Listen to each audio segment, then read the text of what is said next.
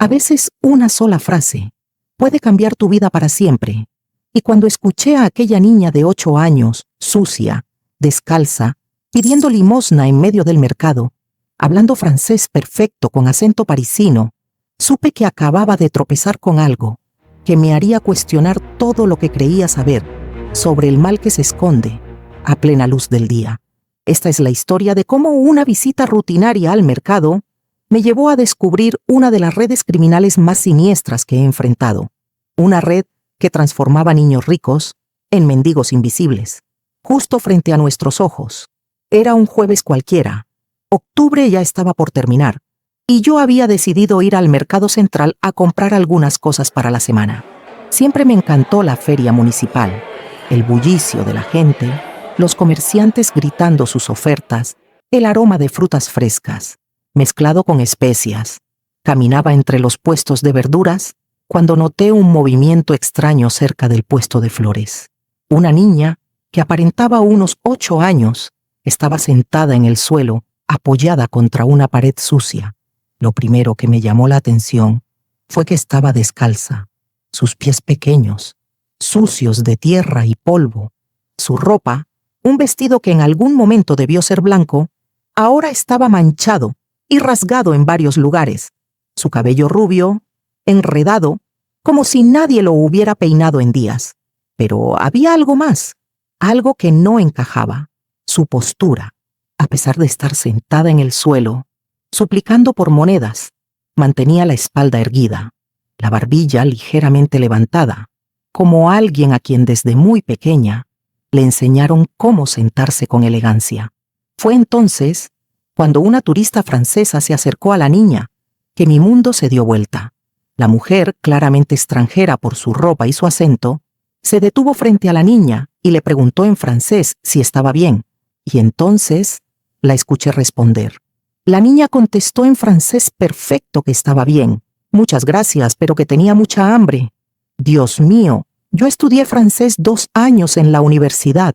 Sé lo básico, pero eso que escuché no era francés básico, era francés refinado. Cuidado, de quien creció hablando el idioma en casa, en una casa con estructura, con reglas, con cultura. Y el acento era parisino puro, no era francés de escuela, ni de instituto, era francés nativo, de clase alta. Como una niña de 8 años viviendo en las calles, hablaba francés mejor que la mayoría de los profesores que yo conocía. Me quedé donde estaba, fingiendo mirar unas flores, pero observando cada movimiento de esa conversación. La turista francesa estaba visiblemente sorprendida por la fluidez de la niña. Le hizo algunas preguntas básicas: su nombre, su edad, dónde estaban sus padres, y la niña respondió todo con una elocuencia que me puso la piel de gallina. Dijo que se llamaba Marie, que tenía 8 años, que sus padres se habían ido y ahora estaba sola. Pero lo que más me impactó fue su vocabulario. No usaba jerga de calle. No hablaba como una niña que creció en la pobreza. Hablaba como alguien educada, en un colegio privado. La turista le dio algunas monedas y siguió su camino, claramente afectada por el encuentro. Y yo me quedé ahí, quieta, con una sensación horrible en el estómago. Todos mis instintos estaban gritando que había algo muy, pero muy mal en esa escena. Una niña en esas condiciones no habla francés perfecto por casualidad. No mantiene una postura refinada por casualidad. No utiliza un lenguaje educado por casualidad. Esperé a que la turista se alejara por completo. Antes de acercarme a la niña, me agaché a su lado y le pregunté si estaba bien. Me miró con unos ojos azules que cargaban mucho más dolor del que una niña de su edad debería conocer. Me dijo que sí, que estaba bien, pero pude notar un leve acento en su español que confirmó todas mis sospechas. Le comenté que la había escuchado hablar francés y le pregunté dónde lo había aprendido. Y por una fracción de segundo vi el miedo en sus ojos. Un miedo que no era normal. No era timidez infantil. Era el miedo de quien ya entendió que había dicho más de la cuenta. Me dijo que había aprendido sola. Mentira. Por supuesto que era mentira. Pero no podía presionarla. No aún. Le pregunté si tenía un lugar donde dormir esa noche. Me aseguró que sí, que no me preocupara. Y aun hablando en español, su refinamiento seguía ahí, cada palabra, cargada de una educación formal que saltaba a la vista. Antes de irme, le di algunas monedas y le prometí que volvería al día siguiente para ver si estaba bien. Al alejarme, miré hacia atrás por última vez. Y fue entonces cuando vi algo que confirmó mis peores sospechas. La niña no estaba sola. Al otro lado de la plaza, un hombre de unos 40 años observaba cada movimiento que ella hacía, y cuando se dio cuenta de que lo estaba mirando, desvió la mirada rápidamente y fingió que compraba el periódico. En ese momento supe que esa niña no era simplemente una niña de la calle que hablaba francés. Era una niña vigilada, controlada, mantenida ahí por una razón específica. Y yo no podía simplemente dar la vuelta y fingir que no había visto nada. Porque cuando dedicas tu vida a desenmascarar mentirosos y proteger a los inocentes, hay cosas que simplemente no puedes ignorar. Antes de continuar con esta historia, necesito que entiendas por qué no podía simplemente ignorar a esa niña. ¿Por qué ver a una menor en situación de vulnerabilidad despierta en mí una urgencia que va mucho más allá del instinto profesional? Déjame contarte quién soy y por qué los casos que involucran niños en peligro me afectan de una forma que ningún otro caso lo hace. Mi nombre es Isabela Duarte. Tengo 45 años y no siempre fui investigadora privada. Me convertí en una después de descubrir que mi exesposo me engañaba desde hacía años con mi mejor amiga. Cuando lo confronté con las pruebas que yo misma había recolectado durante meses de investigación silenciosa, me di cuenta de que tenía un talento natural para descubrir mentiras y, sobre todo, un odio profundo por las personas que abusan de la confianza de los demás. Desde entonces, he dedicado mi vida a desenmascarar mentirosos, estafadores, traidores. He resuelto casos que la propia policía consideraba imposibles. He enfrentado a criminales que harían perder el sueño a cualquiera. Pero los casos que involucran niños, esos son distintos para mí. Hace 15 años, mi hermana menor, Carmen, desapareció. Tenía apenas 16 años en ese entonces. Salió de casa un viernes por la noche para encontrarse con unas amigas en el centro comercial y nunca volvió. La policía investigó durante meses. Hicimos de todo: carteles, entrevistas en televisión, recompensas. Contratamos detectives privados. Gastamos todos nuestros ahorros intentando encontrarla. Nunca supimos qué le pasó a Carmen. Si fue secuestrada, si se fugó, si sufrió un accidente. A día de hoy, 15 años después, seguimos sin respuestas. Mi familia jamás se recuperó del todo de esa pérdida. Mi madre desarrolló una depresión severa. Mi padre empezó a beber. Y yo me convertí en una mujer obsesionada con encontrar a personas desaparecidas, porque sé lo que es vivir sin respuestas. Sé lo que es la agonía de no saber si alguien que amas está vivo o muerto, si está sufriendo o si ya descansó en paz. Cada vez que veo a un niño en peligro, cada vez que percibo que algo no cuadra, todos esos sentimientos regresan con una fuerza arrolladora. Es como si cada menor que logro ayudar fuera una forma de honrar la memoria de Carmen, una forma de hacer lo que nadie logró hacer por ella.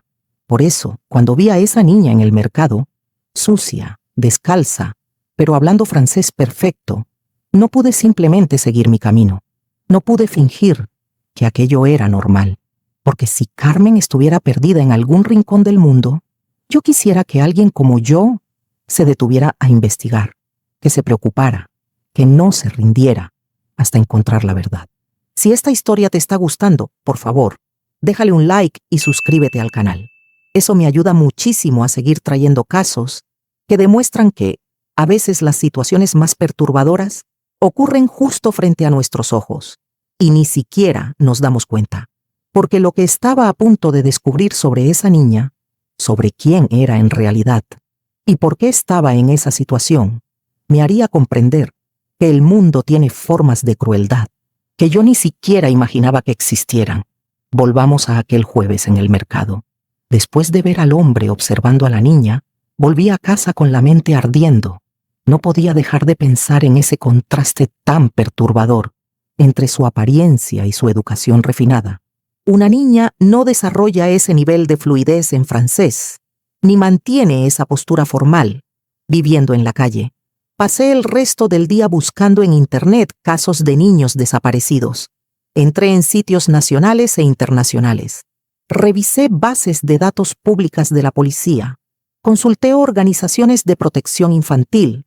Buscaba a una niña rubia, de unos 8 años, que hablara francés. Esperaba encontrar alguna alerta de desaparición que coincidiera con su descripción. Ese primer día no encontré nada específico, pero algo ya estaba clarísimo para mí. Al día siguiente volvería al mercado. Necesitaba observar más. Necesitaba entender mejor la situación, porque mi experiencia como investigadora me ha enseñado que, cuando algo parece fuera de lugar, generalmente lo está. Y si se trata de un niño vulnerable, no se pueden ignorar las señales. Esa noche antes de dormir hice una oración. Le pedí a Dios que me diera sabiduría para saber cómo ayudar a esa niña sin ponerla en más peligro. Le pedí protección para ella, donde quiera que estuviera durmiendo. Y le pedí valor para enfrentar cualquier verdad que estuviera a punto de descubrir, porque tenía la sensación de que estaba por involucrarme en algo mucho más grande y mucho más peligroso de lo que imaginaba. Algo que pondría a prueba no solo mis habilidades como investigadora, sino mi capacidad de hacer lo correcto, cuando hacer lo correcto puede costarte muy caro. A la mañana siguiente, volví al mercado con un plan. Esta vez no iba solo a observar, iba a investigar de verdad. El viernes por la mañana, volví al mercado con una estrategia completamente distinta.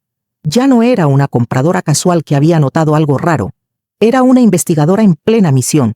Llegué temprano, alrededor de las 6:30, cuando los comerciantes todavía estaban montando sus puestos. Quería observar si la niña llegaba sola, o si alguien la traía y la dejaba ahí. Me instalé en un pequeño café al otro lado de la calle, desde donde tenía una vista completa de la plaza, exactamente donde ella había estado el día anterior. Pedí un café. Fingí leer el periódico, pero mis ojos no se apartaban del lugar. A las 8:15 de la mañana, ella apareció. Y lo que vi me perturbó profundamente. La niña llegó caminando sola por la calle lateral. Llevaba la misma ropa sucia del día anterior, pero había algo en su forma de caminar que no coincidía con la de una niña verdaderamente abandonada. Sabía exactamente a dónde iba. No miraba a su alrededor buscando comida ni ayuda, como lo haría una menor desesperada. Caminaba con propósito, como quien cumple una tarea.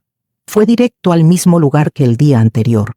Se sentó en el suelo junto a la pared, al lado del puesto de flores, y adoptó exactamente la misma postura. Extendió una mano hacia los transeúntes, pero sus ojos no tenían la desesperación real de alguien que está verdaderamente hambriento. Quedó claro para mí, eso era una rutina, ensayada. La observé durante horas y noté detalles que confirmaron mis sospechas. Primero, rechazaba la comida. Varias personas le ofrecieron sándwiches, frutas, empanadas. Ella agradecía muy educadamente, pero siempre encontraba una excusa para no aceptarlos. Decía que no tenía hambre en ese momento, o que lo guardaría para más tarde, pero solo aceptaba dinero. Segundo, tenía horarios muy específicos. No pasaba el día entero mendigando. Llegó a las 8:15. A las 10:30 se levantó y desapareció por 40 minutos. Volvió a las 11:10 y se quedó hasta el mediodía en punto, cuando se marchó otra vez. Ese no es el comportamiento de una niña realmente en situación de calle. Los niños en la calle no manejan horarios tan precisos y jamás rechazan comida cuando tienen hambre de verdad. Tercero, todo el tiempo que estuvo ahí, mantuvo una actitud atenta. Observaba a las personas que pasaban, como si buscara a alguien en particular, o como si supiera que estaba siendo vigilada. A las 12, cuando se levantó por segunda vez, decidí seguirla. Mantuve una distancia segura y la seguí por una calle lateral. Caminó 3 cuadras hasta llegar a una pequeña panadería. Entró, compró un pan y un jugo con el dinero que había reunido y se sentó en una mesa del fondo. Y fue ahí donde tuve mi primera confirmación real de que había algo muy, muy mal. Mientras comía, un hombre se le acercó, el mismo hombre que yo había visto observándola el día anterior. Se sentó en la mesa de al lado y hablaron en voz baja. Yo me ubiqué en una mesa cercana, de espaldas a ellos, y logré oír parte de la conversación. Hablaban en español, y él le hacía preguntas sobre las personas que se habían acercado a ella esa mañana. Quería saber si alguien había hecho preguntas fuera de lo común, si alguien había mostrado demasiado interés. Cuando mencionó a una mujer que habló con ella el día anterior, claramente refiriéndose a mí, vi cómo la niña se tensó. Describió nuestro encuentro con detalles precisos. Dijo que yo le había preguntado sobre el francés y cómo lo había aprendido. El hombre se mostró visiblemente preocupado con esa información. Y entonces lo escuché decir algo que me heló la sangre. Le dijo que, si alguien volvía a hacer preguntas, ella debía inventar una excusa y marcharse de inmediato, y que si alguien intentaba seguirla, había un código específico que debía usar. Ese hombre no era un padre preocupado, no era un familiar cuidando de ella, era alguien que estaba controlando sus movimientos, monitoreando sus interacciones, preparándola para enfrentar situaciones de riesgo. Esa niña estaba siendo entrenada para mentir, para ocultar algo, para evitar ser investigada. Después de unos 15 minutos, se separaron. Él salió primero. Ella terminó de comer y regresó al mercado. A las 4 de la tarde, cuando ella ya se preparaba para irse definitivamente, decidí hacer mi segunda aproximación. Pero esta vez sería más estratégica. Esperé a que saliera del mercado y la seguí desde más lejos. Quería saber a dónde iba después de terminar su jornada de mendicidad. Y lo que descubrí me perturbó aún más. No fue a un refugio, ni a una casa abandonada, ni a ningún lugar donde normalmente iría una niña sin hogar. Caminó durante 20 minutos, hasta llegar a un barrio residencial de clase media. Se detuvo frente a una casa común, sacó una llave del bolsillo y entró. Una niña en situación de calle no tiene llave de casa. Una niña verdaderamente abandonada. No vuelve al hogar al final del día como si fuera un trabajo. En ese momento, lo supe con certeza. Esa niña no estaba perdida, no estaba abandonada, no estaba realmente en situación de calle. Estaba interpretando un papel, y alguien estaba orquestando esa actuación, pero ¿por qué? ¿Qué hacía una niña educada, que claramente tenía un lugar donde vivir, fingiendo ser mendiga en el mercado? ¿Por qué a alguien la obligaría a pasar por eso? Y lo más importante, ¿dónde estaban sus verdaderos padres? ¿Por qué una niña que hablaba francés perfecto estaba viviendo esta farsa en nuestra ciudad? Volví a casa esa tarde, con muchas más preguntas que respuestas, pero con una certeza. No estaba frente a una niña perdida, a la que simplemente pudiera ayudar. Estaba frente a una niña, involucrada en algo que requeriría mucho cuidado, mucha estrategia y posiblemente mucho riesgo para descubrir la verdad. Pero yo estaba decidida a descubrirla, porque mi experiencia me dice que cuando alguien obliga a un niño a mentir, a ocultar su verdadera identidad, a fingir una vida de miseria, es porque hay algo muy, muy grave ocurriendo, y yo necesitaba saber qué. Esa noche no pude dormir. No dejaba de pensar en la conversación que había presenciado entre la niña y el hombre en la panadería. Había algo en la forma en que ella hablaba francés que me incomodaba profundamente, pero no lograba identificar exactamente qué era. Yo había estudiado francés en la universidad, pero mis conocimientos eran limitados. Necesitaba una opinión especializada, alguien que pudiera confirmar mis sospechas sobre el nivel educativo de esa niña a través de su forma de hablar. El sábado, por la mañana, llamé a Mademoiselle Sylvie Moreau, una francesa que se había mudado a nuestra ciudad hacía 5 años para trabajar como traductora jurada. Sylvie era de Lyon, pero había pasado su infancia en París. Daba clases particulares de francés a diplomáticos y ejecutivos de alto nivel. Si alguien podía analizar el acento y la educación de una persona, solo escuchando su francés, era ella. Le expliqué que estaba investigando un caso y necesitaba su ayuda para analizar el idioma de una niña. No entré en detalles sobre el contexto. Solo le dije que era importante determinar su nivel socioeconómico y su origen geográfico a través de la lengua. Sylvie se mostró intrigada y aceptó ayudarme de inmediato. Quedamos en encontrarnos en la feria el lunes por la mañana. Yo le señalaría a la niña desde lejos y Sylvie intentaría escucharla hablar francés y hacer un análisis detallado. Durante el fin de semana, volví al mercado ambos días para continuar con mi observación y confirmé que el patrón seguía exactamente igual. Mismos horarios, misma supervisión discreta, mismo comportamiento artificial. El domingo pasé el día observando más de cerca sus gestos y manierismos, cuando pensaba que nadie la estaba mirando. Había pequeños detalles en su postura, en sus movimientos, que confirmaban mi sospecha.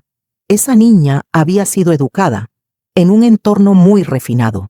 El lunes por la mañana, me encontré con Sylvie en el café del otro lado de la calle. Le conté la situación básica.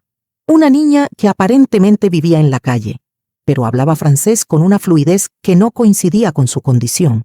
Sylvie, una mujer de 60 años con décadas de experiencia analizando acentos y niveles de educación a través del lenguaje, se interesó de inmediato en el caso. A las 8:15, como siempre, la niña apareció y se ubicó en su lugar habitual. Sylvie y yo cruzamos la calle y nos colocamos cerca del puesto de flores, fingiendo examinar las mercancías. Por suerte, no pasó mucho tiempo antes de que apareciera una oportunidad.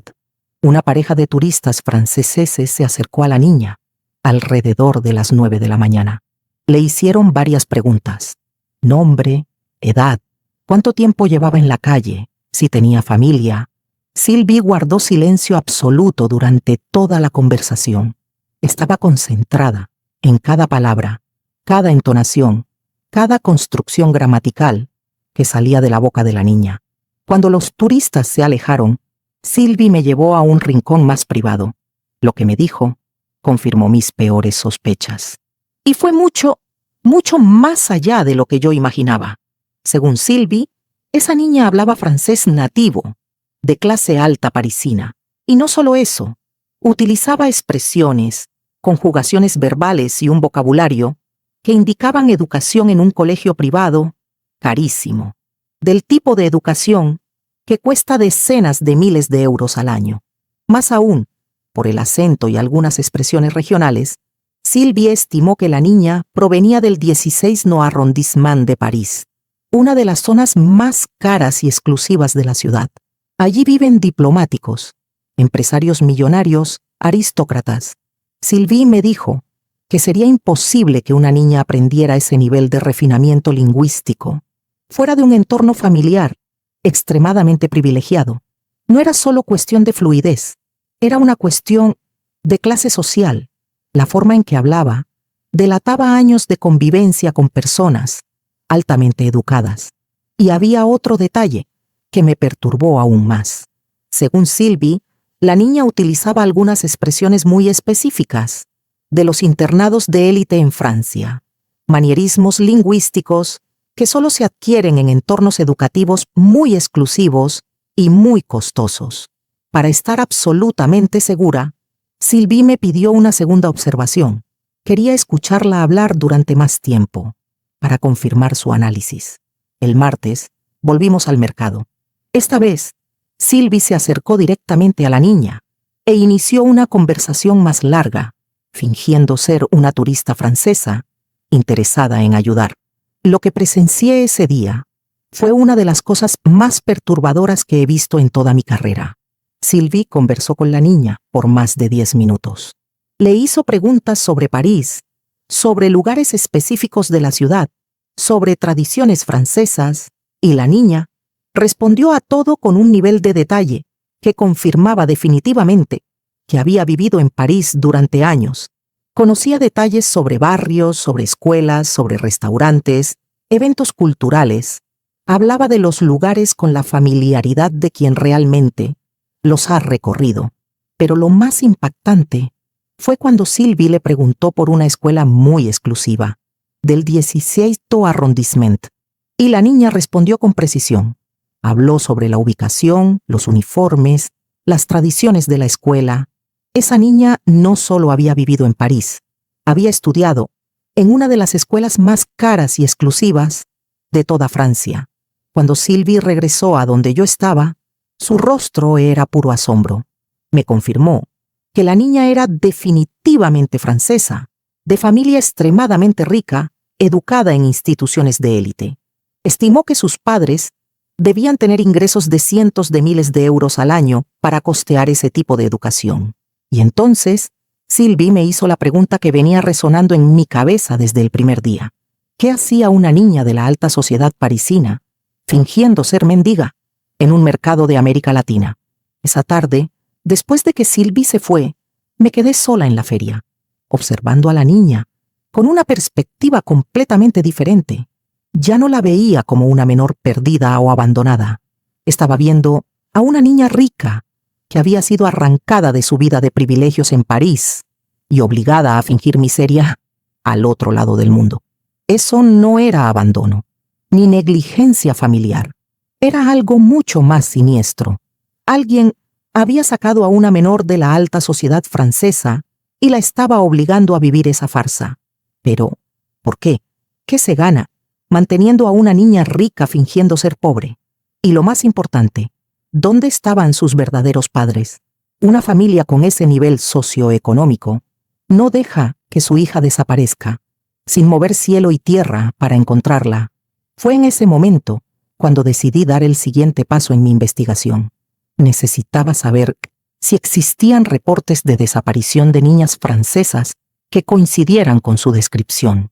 Necesitaba conectar a esa niña del mercado con su verdadera identidad y descubrir por qué alguien la había traído tan lejos de casa. Porque de algo estaba segura. Lo que fuera que estuviera ocurriendo no era nada bueno. Y cuanto más tiempo pasara sin actuar, más peligro podría estar corriendo esa niña. Esa noche llegué a casa con una certeza que me helaba el alma. Estaba lidiando con una niña francesa, de familia rica, que había sido arrancada de su vida en París y traída a nuestra ciudad, por razones que yo aún no comprendía. Esto ya no era un caso local, era un caso internacional. Pasé la madrugada entera investigando en Internet. Entré en sitios de organizaciones internacionales de búsqueda de menores, portales de la Interpol, bases de datos de la policía francesa, organismos europeos de protección infantil. Buscaba reportes de niñas francesas desaparecidas, rubias, entre 7 y 9 años, desaparecidas en los últimos 2 o 3 años. Las primeras horas fueron frustrantes. Había cientos de casos de menores desaparecidas en Francia, pero ninguno coincidía exactamente con la descripción de la niña del mercado. Fue a las 4 de la mañana cuando encontré algo que me heló la sangre. En el sitio de la organización Enfants Disparus, especializada en la búsqueda de niños perdidos en Francia, encontré un caso que había recibido una amplia cobertura mediática. 2 años atrás, Marie-Claire Dubois, 6 años al momento de su desaparición, cabello rubio, ojos azules, hija de Jean-Baptiste Dubois, magnate de la industria farmacéutica francesa, y Cécile Dubois, heredera de una familia tradicional de banqueros parisinos. La fortuna familiar se estimaba en más de 200 millones de euros. Marie-Claire desapareció una tarde de septiembre al salir de su escuela privada en el 16º arrondissement. El chauffeur de la familia la esperaba en el punto de siempre, pero ella nunca llegó. Las cámaras de seguridad la mostraban saliendo de la escuela normalmente, caminando en dirección al auto, pero entre la puerta del colegio y el lugar donde la esperaba su chofer, una distancia de apenas 50 metros, simplemente desapareció. No hubo señales de lucha, ni gritos, ni movimientos extraños. Era como si se hubiera desvanecido en el aire. La familia ofreció una recompensa de 5 millones de euros por información sobre su paradero. Contrataron a los mejores detectives de Europa. La policía francesa movilizó recursos extraordinarios. El caso fue portada en la prensa internacional durante meses, pero nunca encontraron una sola pista sólida sobre lo que había sucedido con Marie-Claire Dubois. Seguí investigando y encontré detalles que confirmaban todas las sospechas que había desarrollado durante la semana. Marie-Claire estudiaba en el Lycée International, una de las escuelas más exclusivas de París.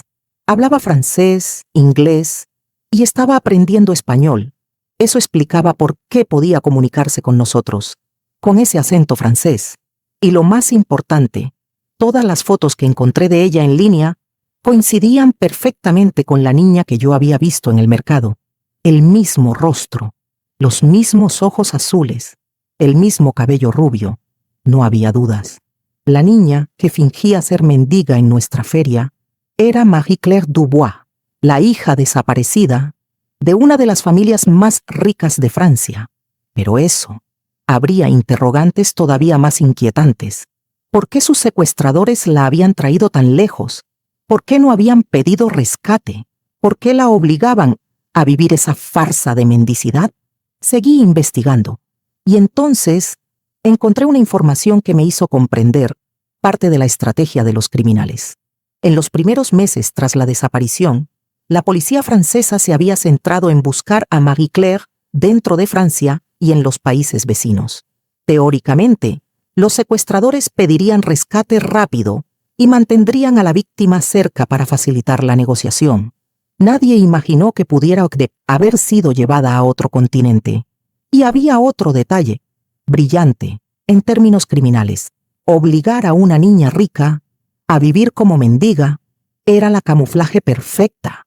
Las autoridades buscan a niños desaparecidos en refugios, orfanatos o familias sospechosas. Nadie espera encontrar a una niña secuestrada pidiendo limosna en público en una feria. Era esconderla, a plena vista. Una estrategia perversa, perfecta. Pero cuanto más investigaba, más perturbada me sentía, porque mantener a una niña secuestrada durante 2 años sin pedir rescate no tenía ningún sentido económico. Los secuestradores buscan dinero rápido, no responsabilidades a largo plazo. A menos que hubiera algo más, algo mucho más complejo, ocurriendo detrás de todo esto. Seguí buscando y encontré artículos de prensa que mencionaban que la familia Dubois había recibido múltiples amenazas y falsos intentos de extorsión durante los meses posteriores al secuestro. Gente aprovechándose del dolor de los padres para ofrecer información falsa sobre Marie-Claire, pero jamás hubo contacto directo o real con los verdaderos secuestradores. Y entonces me asaltó un pensamiento terrible. ¿Y si el secuestro de Marie-Claire no tenía nada que ver con dinero? ¿Y si se trataba de control, de poder, de mantener a la familia Dubois en una agonía constante y eterna? Busqué más información sobre la familia y descubrí que Jean-Baptiste Dubois no era solo un empresario rico. Su empresa farmacéutica había estado involucrada en múltiples escándalos, medicamentos con efectos colaterales no revelados, ensayos clínicos ilegales en países pobres, corrupción de autoridades sanitarias. ¿Y si el secuestro de Marie-Claire era una forma de castigo, una venganza, una forma de hacer que Jean-Baptiste pagara por el daño que su empresa había causado, haciendo que sufriera para siempre? Esa teoría me aterrorizó, porque significaba que los secuestradores no tenían intención de devolver a Marie-Claire, no querían negociar, no buscaban dinero, querían que la familia Dubois sufriera eternamente. Y Marie-Claire era solo una pieza más en un juego mucho más grande y mucho más cruel. A las 6 de la mañana, cuando terminé mi investigación, ya no tenía dudas. Sabía con certeza quién era la niña y también sabía que estaba enfrentando a criminales infinitamente más sofisticados y más peligrosos de lo que jamás imaginé. No eran delincuentes comunes. Eran personas con recursos, con planificación de largo plazo y con una crueldad psicológica que me hizo preguntarme si yo estaba preparada para enfrentarlo sola. Pero había una cosa clara. No podía ignorar lo que había descubierto. Marie-Claire Dubois estaba a miles de kilómetros de casa, obligada a vivir una mentira atroz, mientras sus padres vivían el infierno, de no saber si su hija estaba viva o muerta. Tenía que encontrar una forma de ayudarla, incluso si eso significaba enfrentar a una organización criminal internacional, incluso si eso ponía mi propia vida en peligro, porque hay casos que van más allá de lo profesional. Hay casos que se vuelven una cuestión de conciencia, y este se volvió personal el día en que vi el rostro de esa niña y reconocí en sus ojos el mismo desespero que imagino que tuvo Carmen cuando desapareció. No iba a permitir que Marie Claire se convirtiera en otra niña, perdida para siempre. Después de descubrir que estaba tratando con Marie Claire Dubois, la hija desaparecida de una de las familias más ricas de Francia, no pude dormir durante 2 noches seguidas. Mi mente no paraba. Daba vueltas sin descanso, intentando comprender la verdadera dimensión de lo que había descubierto. Si los criminales habían sido lo suficientemente sofisticados como para secuestrar a una niña en París y traerla a otro continente, si tenían recursos para mantenerla oculta durante 2 años, si podían falsificar documentos e identidades, entonces no estaban actuando solos. Era una organización. Y si había una organización operando aquí, probablemente Marie Claire no era la única víctima. Decidí entonces expandir mi investigación, pero antes debía tomar una precaución crucial. Los hombres que supervisaban a Marie Claire ya me habían visto. Si volvía al mercado con el mismo aspecto, podía levantar sospechas y poner en riesgo a todas las niñas. Pasé 1 hora disfrazándome. Me até el cabello de forma completamente distinta. Me puse un sombrero, gafas oscuras y ropa que nunca usaría normalmente. Incluso cambié mi forma de caminar, más encorvada, más lenta, más insegura.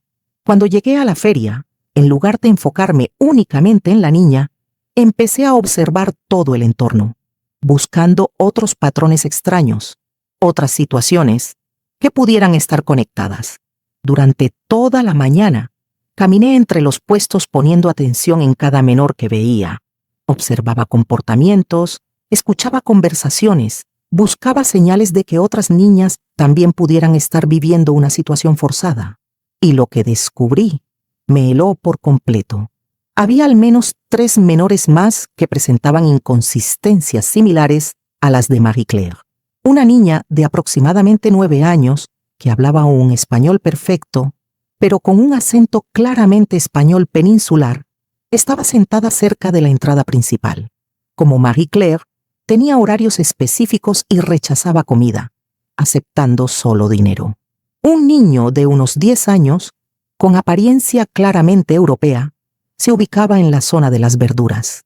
Cuando lo escuché hablar, noté un acento alemán disimulado en su español. Su ropa estaba sucia, pero su postura y sus gestos denotaban educación refinada. Y había una tercera niña, de unos 7 años, que hablaba inglés con acento británico cuando pensaba que nadie la escuchaba. Pero cuando se dirigía a los transeúntes, usaba un español vacilante, como si estuviera traduciendo mentalmente. Todas compartían la misma característica: educación refinada, disfrazada bajo una apariencia de miseria. Pasé el día observando sus patrones de movimiento y descubrí algo que confirmó mis peores sospechas. Todas seguían horarios similares, todas eran discretamente supervisadas por diferentes adultos ubicados en puntos estratégicos del mercado, y todas desaparecían en los mismos intervalos. Era una operación coordinada, sistemática, profesional. Durante el receso del mediodía, decidí arriesgarme. Seguí discretamente a uno de los supervisores y descubrí que, después de que los niños se marchaban, los adultos no desaparecían.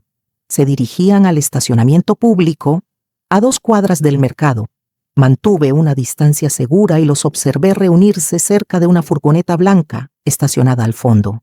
Eran 4 hombres, cada uno responsable de supervisar a uno de los menores.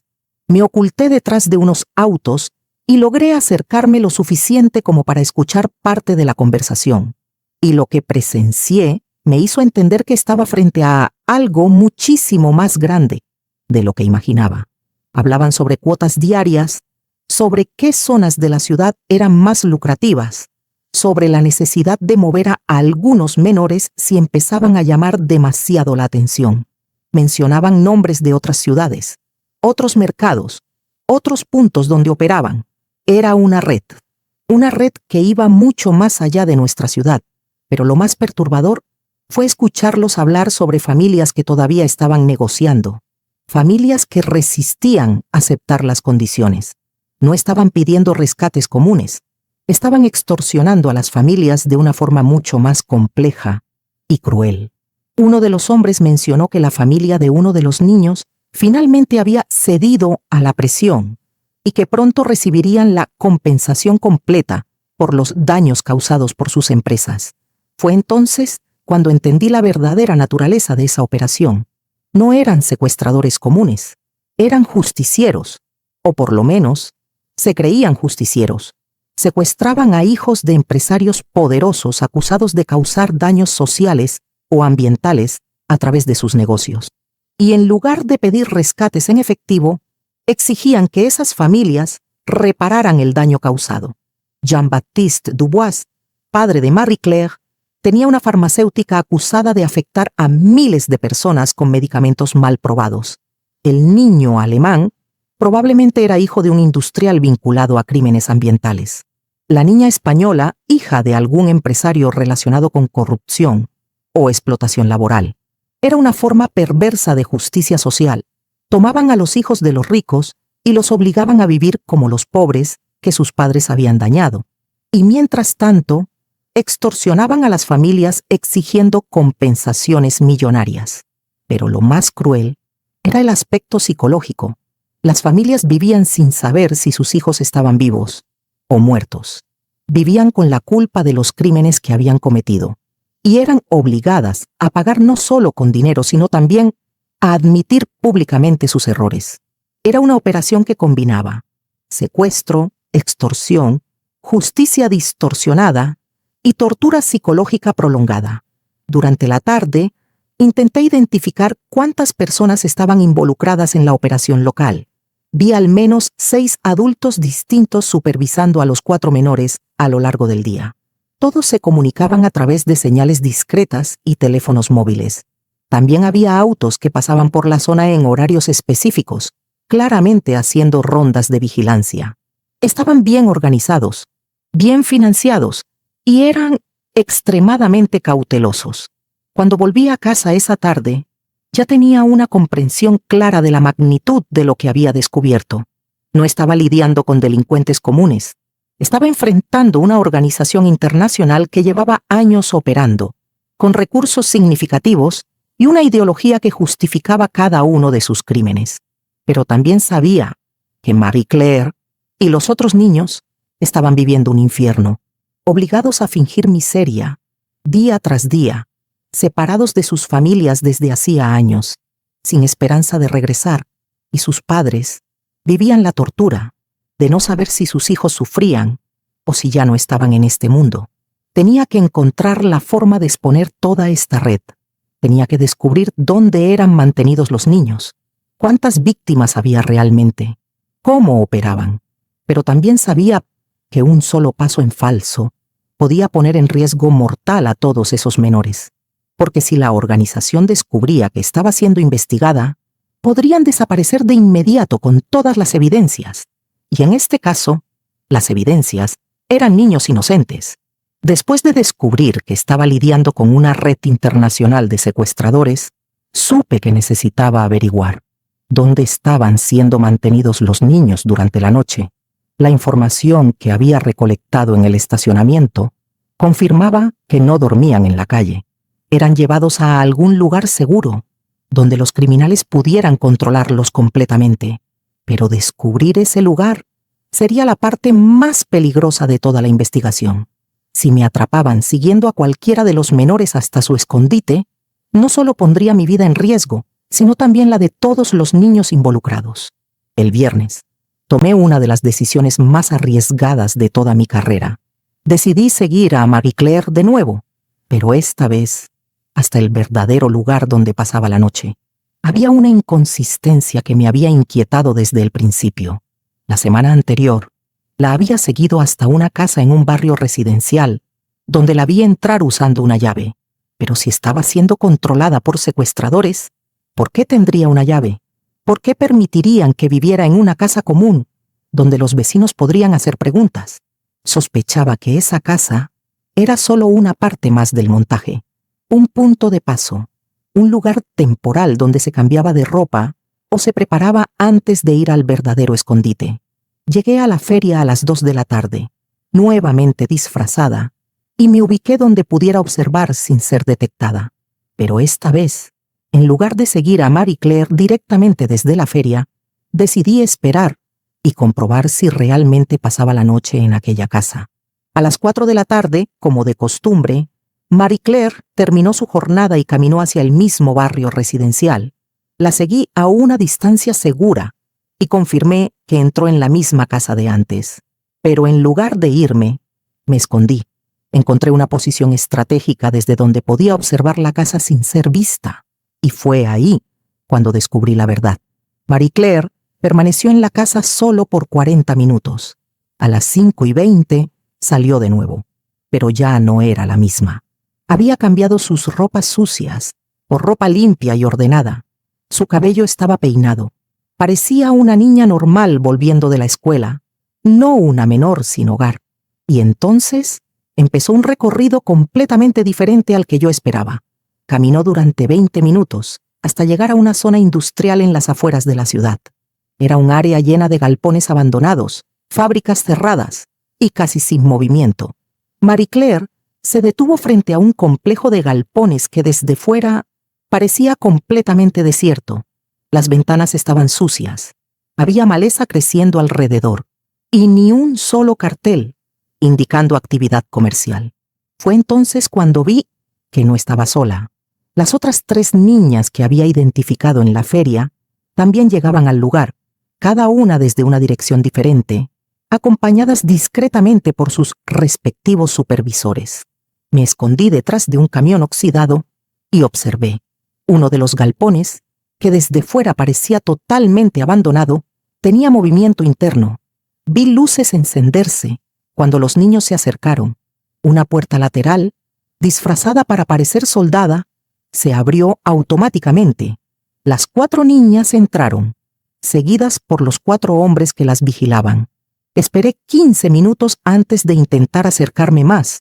El complejo realmente parecía abandonado, pero sabía que esa era precisamente la imagen que querían proyectar. Caminé con cuidado, rodeando el perímetro. Buscaba una ventana, una abertura, algo por donde pudiera observar sin ser detectada. Del lado sur del galpón principal, encontré una pequeña ventana parcialmente cubierta por una chapa metálica. Había una rendija, lo suficientemente grande como para mirar hacia adentro, y lo que vi me dejó paralizada. El interior del galpón había sido completamente reformado. No tenía nada que ver con un depósito en ruinas.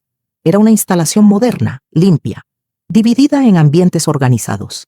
Había un dormitorio con literas perfectamente ordenadas, ropa doblada, una cocina pequeña pero funcional, una sala con mesas y sillas, como un aula de clases, y lo más perturbador, una zona con computadoras y equipos de comunicación. Pero los niños no estaban solos ahí dentro. Vi al menos 8 menores más que no estaban en la feria ese día. Niños de distintas edades, todos con aspecto cuidado, pero vestidos con ropa sucia a propósito. Era mucho más grande de lo que imaginaba. La feria era solo uno de los puntos de operación. Había niños siendo mantenidos en ese galpón que probablemente trabajaban en otros sitios, o tal vez ni siquiera habían sido activados aún. Uno de los adultos repartió comida entre todos. No era comida barata. Eran platos balanceados, nutritivos. Los secuestradores los estaban alimentando bien. Eso confirmaba mi teoría. Eran demasiado valiosos para ser maltratados. No eran víctimas descartables. Eran activos a largo plazo. Observé durante 1 hora más y vi una rutina estricta. Los niños cenaron. Algunos hicieron lo que parecía ser tarea. Otros veían televisión. Incluso había una zona con libros y juegos. Era perturbadoramente, normal, casi como un orfanato bien administrado, no una base criminal. Pero entonces vi algo que me reveló el verdadero nivel de sofisticación de esa operación. Uno de los adultos sacó una tablet y comenzó a mostrarles videos a algunos de los niños más pequeños, videos de sus familias. Los niños los miraban con expresiones de nostalgia, de dolor. Era control psicológico. Los secuestradores los mantenían emocionalmente conectados con sus familias, pero también completamente dependientes de ellos para tener cualquier contacto. Una estrategia de manipulación sin violencia, solo culpa y dependencia. Los niños obedecían, porque sabían que esos criminales eran su único vínculo con sus familias. Una forma de chantaje emocional, sofisticada y silenciosa. Alrededor de las 7 de la noche, vi algo que me hizo entender que debía salir de ahí, inmediatamente. 2 hombres salieron del galpón y comenzaron a patrullar el perímetro. Verificaban que no hubiera nadie observando. Me alejé rápido. Tomé un camino distinto de regreso a la ciudad para evitar ser vista. Cuando llegué a casa, tenía una visión completa de la operación, pero también una conciencia aterradora de su magnitud. Había al menos 12 niños siendo mantenidos dentro de ese galpón. Niños de diferentes nacionalidades, todos aparentemente hijos de familias ricas. Todos siendo usados como piezas de un juego de extorsión internacional a largo plazo. Los secuestradores tenían recursos, tecnología, organización. Habían transformado un edificio olvidado en una instalación moderna, sin levantar sospechas. Mantenían a los menores sanos y psicológicamente controlados. Y lo más preocupante, tenían protocolos de seguridad implacables. Cualquier movimiento fuera de lugar sería detectado al instante. Necesitaba un plan que permitiera rescatar a todos los niños al mismo tiempo, sin darles margen a los secuestradores para reaccionar o escapar, porque de algo estaba segura. Si sospechaban que estaban siendo investigados, no dudarían en moverlos a otro lugar, o peor. Y yo no podía permitir que Marie Claire y los demás niños simplemente desaparecieran de nuevo. Ya habían sido víctimas por demasiado tiempo. Era hora de que alguien luchara por ellos. Mi mente no dejaba de procesar la magnitud de lo que había descubierto. 12 niños, una organización internacional, una operación que se extendía por múltiples ciudades, posiblemente múltiples países. El domingo por la mañana tomé una decisión que lo cambiaría todo. Tenía que involucrar a las autoridades. No había manera de que una sola persona pudiera enfrentarse a una red de semejante tamaño y sofisticación, pero no podía acudir a cualquier oficial de policía.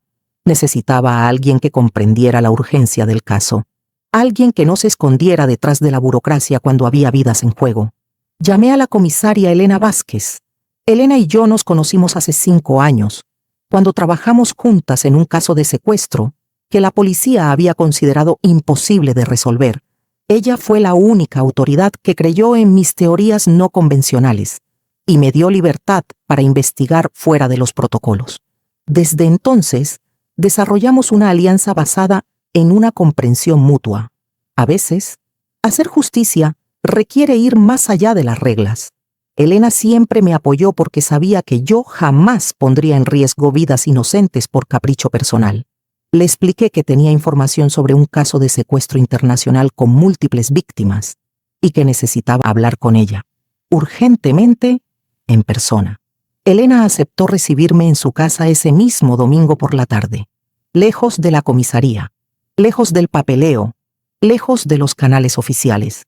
Pasé el día organizando todas las pruebas que había recopilado: fotos discretas de los niños, ubicación del galpón, horarios de la operación, descripciones detalladas de los supervisores, todo lo que pudiera servir para planear un rescate. El domingo a las 3 de la tarde, estaba sentada en la sala de Elena, presentándole el caso. Le mostré las pruebas de Marie Claire Dubois. Le expliqué lo de las otras niñas. Describí la ubicación exacta del galpón y el nivel de sofisticación del lugar. Su reacción fue exactamente lo que esperaba de alguien que conocía mi trabajo. Un primer instante de shock por la magnitud del caso, pero sin cuestionar la veracidad de mis hallazgos. Elena me dijo que casos internacionales como ese normalmente requerían coordinación con la Interpol y con las autoridades de los países de origen de los menores. Un proceso que podría tomar semanas o incluso meses. Semanas, meses.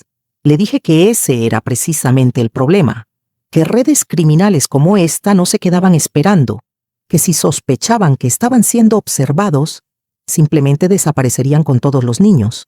O algo peor. Elena guardó silencio durante varios minutos.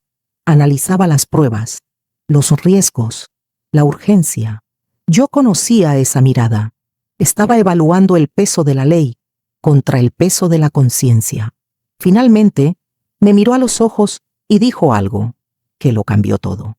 Isabela, si esos niños desaparecen mientras nos escondemos detrás de protocolos burocráticos, yo no podría vivir con eso en la conciencia. Ahí supe que tenía el apoyo que necesitaba. Elena me explicó que podía organizar una operación, no oficial. Seleccionaría personalmente a un grupo reducido de agentes, de absoluta confianza, personas que entendían que a veces hay que actuar primero y justificar después. Sería un operativo de rescate que más tarde se presentaría como resultado de una investigación acelerada, por riesgo inminente para las víctimas. Ella asumiría toda la responsabilidad legal. Si algo salía mal, si surgían cuestionamientos, protegería mi participación. Pero había condiciones. La operación se haría bajo sus reglas. Yo participaría solo como consultora.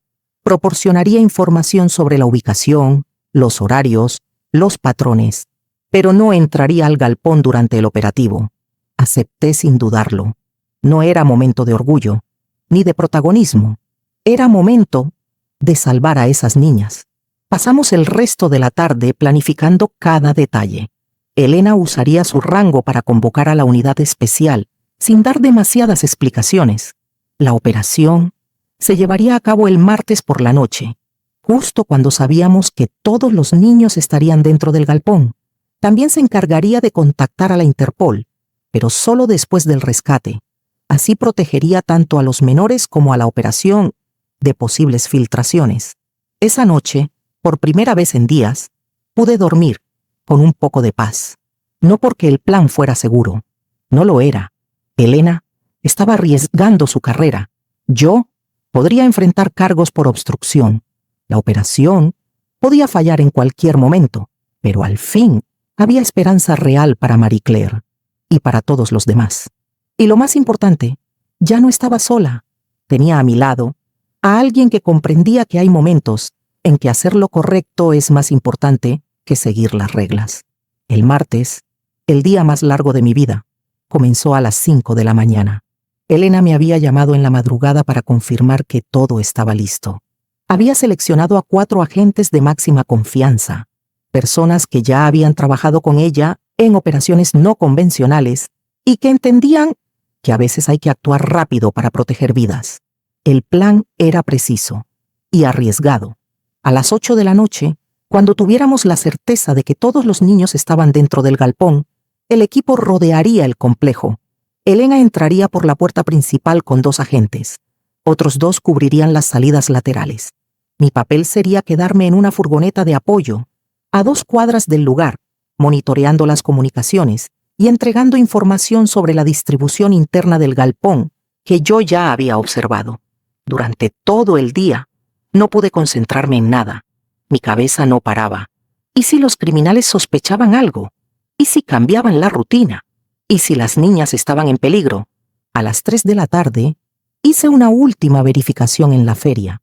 Necesitaba confirmar que las 4 niñas que conocía seguían su rutina habitual. Marie Claire estaba ahí, en su sitio de siempre, con el mismo aspecto de cada día. Las otras 3 también estaban en sus lugares. Los supervisores actuaban con total normalidad. No había señales de que sospecharan nada. A las 4 las vi salir de la feria, como siempre. Era la última vez que las vería así. Elena me llamó a las 6 de la tarde para confirmar que la operación seguía tal como se planeó. El equipo estaba listo. El equipo técnico probado. Todas las salidas del complejo industrial, Mapeadas. A las 7:30. Me encontré con Elena en una calle cercana al complejo. Llevaba chaleco antibalas y un comunicador táctico en el oído. Nunca la había visto tan enfocada, tan decidida. Isabela, me dijo, pase lo que pase ahí dentro, quiero que sepas que hiciste lo correcto. Estas niñas tienen una oportunidad porque tú no te rendiste. A las 8 en punto la operación comenzó. Desde la furgoneta de apoyo, escuchaba todo por el radio. Elena y su equipo se posicionaron alrededor del galpón. Confirmaron movimiento interno, luces encendidas. Todo exactamente como yo lo había descrito. Elena dio la señal. Operación iniciada, ingresando al lugar. Los 10 minutos siguientes fueron los más largos de toda mi vida. Escuché por el radio cuando Elena encontró la puerta disimulada y logró abrirla. Escuché los gritos de sorpresa de los adultos adentro, las órdenes en voz alta, la autoridad en cada palabra. ¡Policía! ¡Manos arriba! ¡No se muevan! Tenemos múltiples menores en el lugar. Repito, múltiples menores. 4 adultos detenidos, asegurando perímetro. Y luego escuché la voz de Elena quebrada por la emoción. Isabela, son 12 menores de distintas edades. Todos parecen estar bien físicamente. Me puse a llorar ahí mismo, dentro de la furgoneta. A través del radio seguí cada segundo. Los delincuentes fueron arrestados sin oponer resistencia. Estaban tan sorprendidos por la redada que ni siquiera intentaron escapar. Las niñas, aunque al principio asustadas, rápidamente comprendieron que estaban siendo rescatadas. Elena me dijo que Marie Claire fue una de las primeras en entender, que ayudó a calmar a las más pequeñas, que les habló en francés, en alemán, en inglés. Les explicó que la policía había llegado para llevarlas de vuelta a casa. 20 minutos después del inicio, Elena me dio la confirmación que tanto esperaba. Situación controlada. Todos los menores están a salvo. Todos los adultos detenidos. Local asegurado. A las 9 de la noche pude finalmente salir de la furgoneta y acercarme al galpón. Lo que vi, nunca lo olvidaré. 12 niños sentados en sillas, siendo atendidos por paramédicos. Estaban confundidos, pero aliviados. Algunos lloraban. Otros preguntaban si de verdad volverían con sus familias. Y Marie Claire me vio y corrió hacia mí. Me abrazó y me dijo en francés, con lágrimas en los ojos. Sabía que alguien vendría por mí. Sabía que alguien me ayudaría. Me arrodillé, la abracé fuerte y supe que por fin estaba libre, que por fin volvería con su familia en París. Elena se acercó y me dijo que habían encontrado en el galpón evidencias de algo mucho mayor. Computadoras con listas de otros niños en otras ciudades, documentos sobre familias extorsionadas, comunicación directa con grupos criminales en distintos países. La red era inmensa, pero al menos una parte de ella había sido desmantelada. Durante las siguientes horas, acompañé el proceso de identificación de los niños. Además de Marie Claire, estaban la niña española, hija de un empresario de Madrid, el niño alemán, hijo de un industrial de Berlín, la niña británica, hija de un banquero de Londres, y 8 menores más, de familias ricas en Francia, Italia, Holanda y Bélgica. Todos habían sido secuestrados desde hacía al menos 6 meses. Todos eran hijos de empresarios acusados de crímenes corporativos. Todos habían sido utilizados como herramientas de extorsión psicológica prolongada. Pero ahora eran libres. Elena contactó de inmediato a la Interpol para notificar a las familias y coordinar la repatriación. En cuestión de horas, padres desesperados, en toda Europa, recibían la noticia de que sus hijos habían sido encontrados, con vida. A las 3 de la madrugada, cuando finalmente volví a casa, sabía que mi vida había cambiado para siempre, no solo por haber salvado a 12 niños, sino porque había comprendido que, a veces cuando ves una injusticia frente a ti, no puedes esperar a que alguien más actúe. A veces, tú eres la persona que tiene que actuar.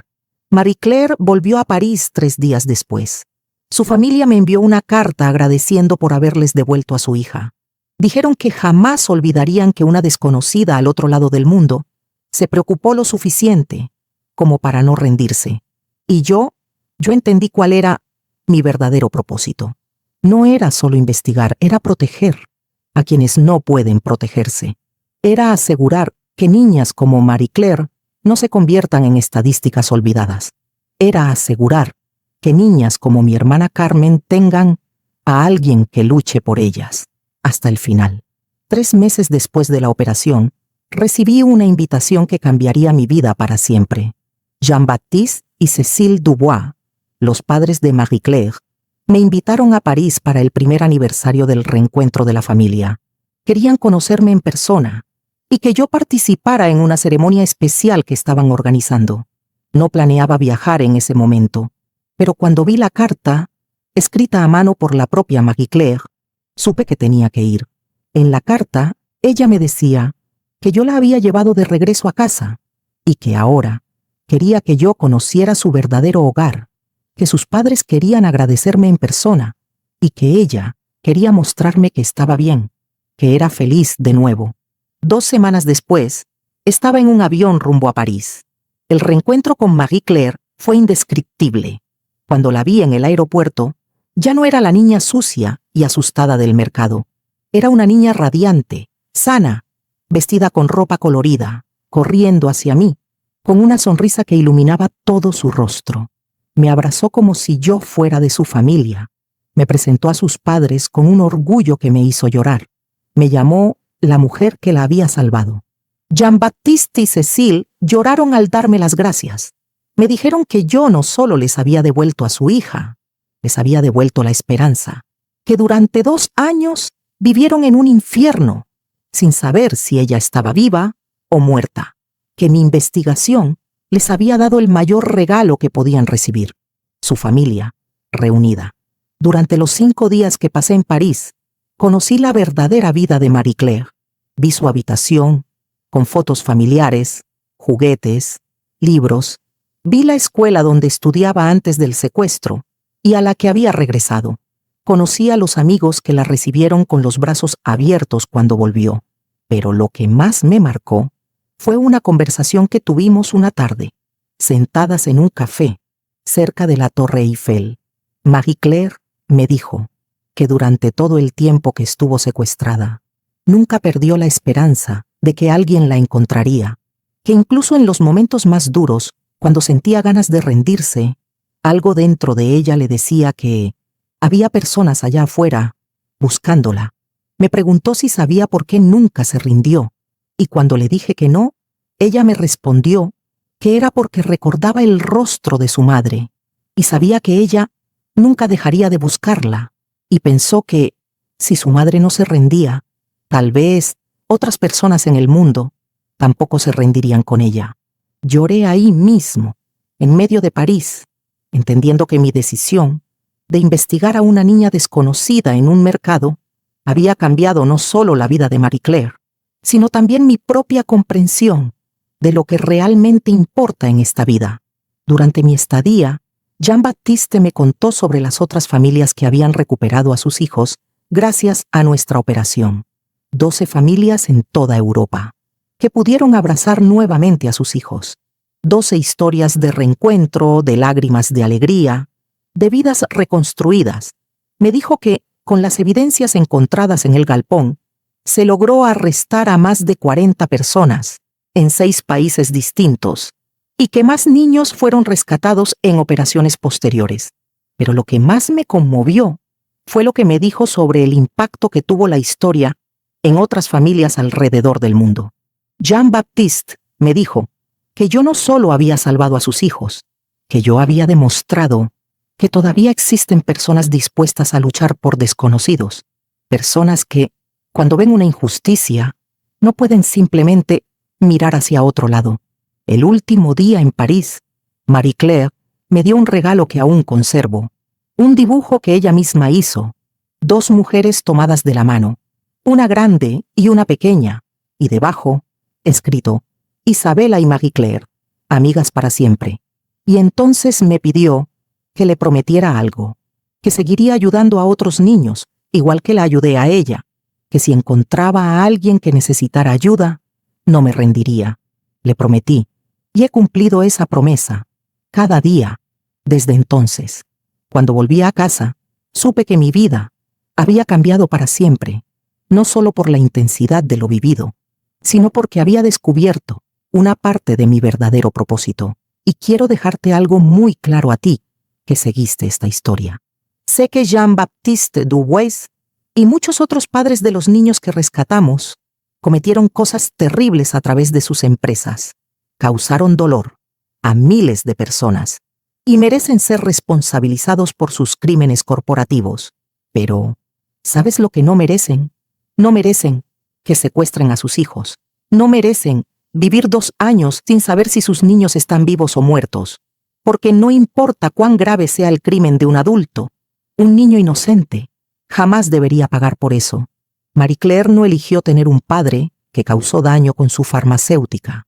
Ella era solo una niña de 8 años, que quería ir a la escuela y jugar con sus amigos, y obligarla a vivir como una mendiga para castigar los pecados de su padre. Eso no es justicia, es crueldad pura. El caso de Marie Claire me enseñó que a veces una sola persona, que se niega a rendirse, puede cambiarlo todo. Puede devolver una hija a su familia, puede desmantelar una red criminal internacional, puede devolver la esperanza a quienes creían que ya no quedaba nada por esperar.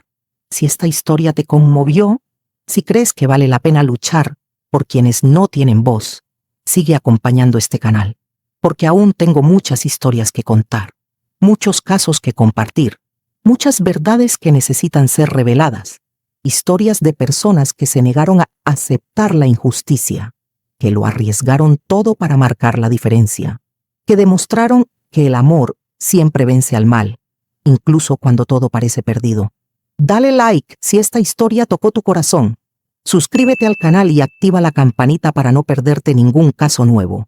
Comparte este canal con personas que necesiten escuchar historias de esperanza. Y sobre todo, recuerda que todos tenemos el poder de hacer una diferencia en la vida de alguien. A veces es una investigación compleja, como la de Marie Claire. A veces es simplemente notar cuando alguien a tu alrededor necesita ayuda y no mirar hacia otro lado, porque al final, quienes transforman el mundo no son los grandes héroes de las películas. Son personas comunes que toman decisiones extraordinarias cuando ven una injusticia frente a sus ojos. Personas como tú, como yo, como cualquiera que se niegue a aceptar que el mal siempre gana. Mi nombre es Isabela Duarte, y mientras haya niños perdidos en el mundo, mientras haya familias buscando respuestas, mientras existan verdades que necesitan ser descubiertas, seguiré investigando. ¿Y tú? ¿Seguirás conmigo en esta misión? Nos vemos en el próximo caso.